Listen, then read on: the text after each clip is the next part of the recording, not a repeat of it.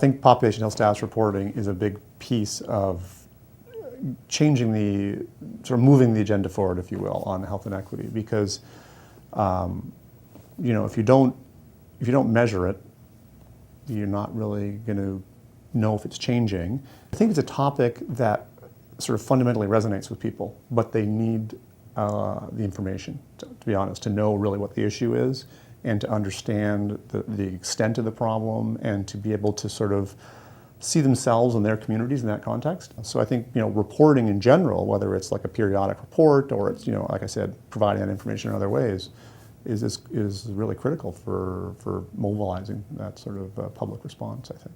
And using the health equity framework is particularly important because it can drive not only the programs that and the resources and where do we target our resources within a local public health, but it can also help influence the direction that our partners in the community, our external partners, the directions they take. So I think it's extremely important to regularly report back to our communities what's going on from a population health status as opposed to just an individual or acute care types of outcomes. Or looking at the life expectancy of people living in core neighborhoods versus the affluent neighborhoods and having a 10-year disparity. That if you live in the core, you're going to live for, I don't know, something like 76 years, but if you live in an affluent community, you're going to live for 86 years. I mean, I don't know if those are the exact numbers, but that's unacceptable. And so that kind of reporting really sheds a spotlight on those stark realities, and it forces people to make change.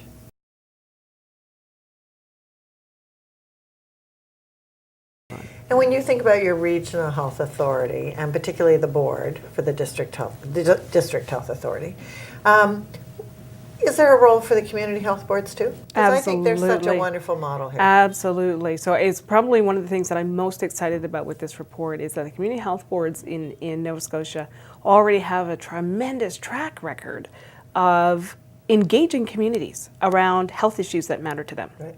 And they've got the mechanisms in place for doing that. They know exactly how to bring a community together to talk about something. So we believe we're going to expose some of the topics that could be the fuel for those conversations. And we've already gotten huge thumbs up from our community health boards to say, when you have those topics, we know exactly how to bring them into communities in a way that's going to land. Yeah, it's fantastic. So really exciting. A great resource, yeah.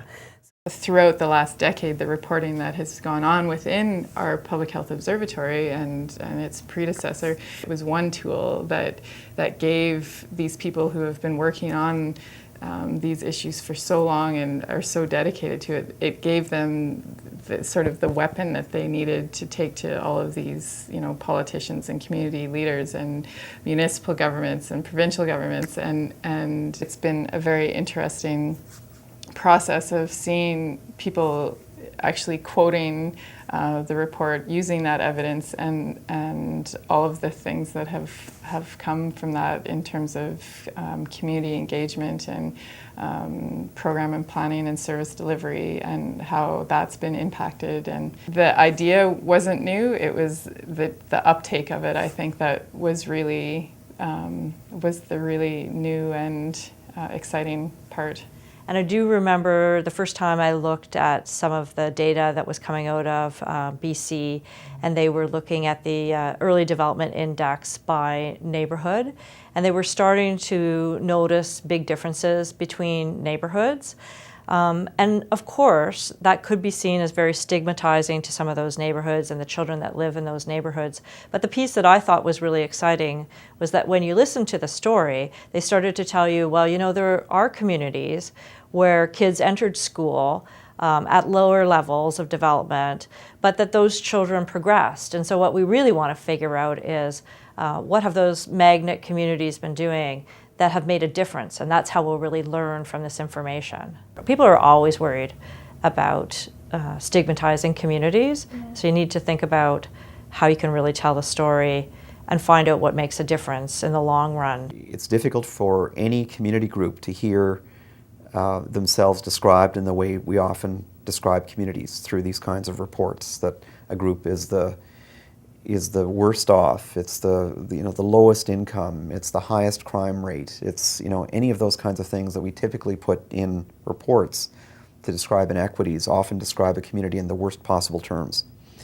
And from a community development point of view, if you're actually trying to engage a community, it's important to, I think, to balance that off with an understanding of, really, so what are the capacities that also exist within that community? What's the resilience that exists there?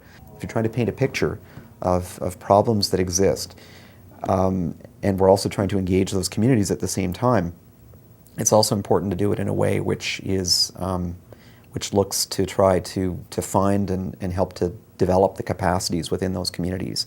And how can we, and it's not always easy, but how do we do that? And how does that also factor into the way that we're looking at communities and the kinds of indicators we use when we're speaking with them? There are two sort of areas when we look at social determinants of health.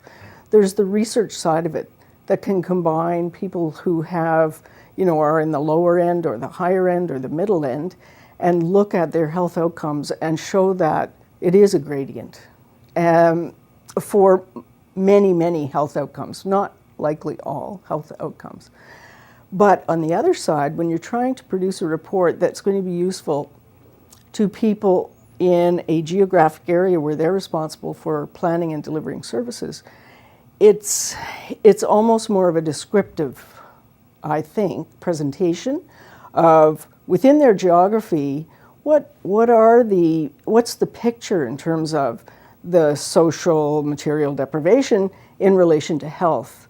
And it isn't as easy to do the statistical comparison because you don't have equal numbers in all of those categories in small geographies.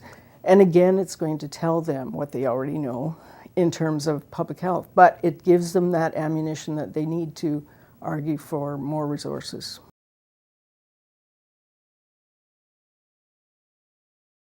I think public health units in general, populated by young practitioners in particular, have the opportunity to move together if they reaffirm their commitment to asking the question why. Good. So if you ask the question why, you keep asking the question why, that 5 whys exercise that is sort of a staple of health promotion teaching, right? You will get to the determinants of health in your communities. Yeah. So, the advice that we give our teams in public health and capital health now is, if we see anything, breastfeeding rates in our communities, we should be looking for, are they different at the starting point? And if they are, the only question that we can and should ask is why. And keep asking that question until we come up with a reasonable answer, and all of a sudden the intervention pops up at you. Right. If our practitioners start asking the question why, what comes along with that organizationally, I think, is it creates the space in the organization to start to build the skill sets and capacities and partnerships that will help bring those solutions along. Right? My sense is that it has to be the public health practitioners who ask that question. Interesting. See, health status reporting is an effective tool to bring about change in health equity. It really gives the community and organizations and sectors the fuel, I guess, for the fire, or the evidence that they need to get the change they want. If you are the kind of person that thinks that information is power and can really make a difference, then you can take that and really make something out of it, and understanding it's a real privilege to have access to this data and to make it speak to people.